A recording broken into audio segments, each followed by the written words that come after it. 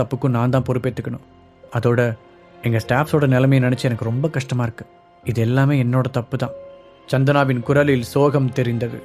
நடந்த பிரச்சனையில் உன்னோட தப்பு எதுவும் இல்லை சந்தனா, ஹரிஷ் ஆறுதலாக சொன்னான்.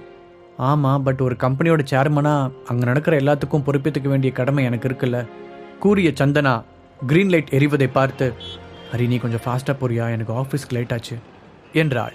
தலையாட்டிய ஹரிஷ் வேகத்தை அதிகப்படுத்த சீக்கிரமாகவே அவர்கள் சந்தனாவின் அலுவலகத்தை வந்தடைந்தனர்.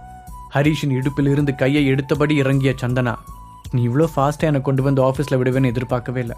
இப்படின்னு தெரிஞ்சிருந்தா உன்னை முன்னாடி இருந்தே என் ஆஃபீஸ் கொண்டு வந்து ட்ராப் பண்ணுன்னு சொல்லியிருப்பேன் என்று சிரித்துக்கொண்டே கூறினாள்.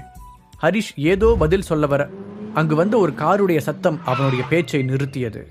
ஹரிஷும் சந்தனாவும் திரும்பி பார்க்க அவர்களுடைய லெஃப்ட் சைடில் ஹரிஷுடைய பழைய பைக்கிற்கு அருகில் ஒரு புத்தம் புதிய BMW கார் வந்து நின்றது. அதன் கதவு திறக்கப்பட்டதும்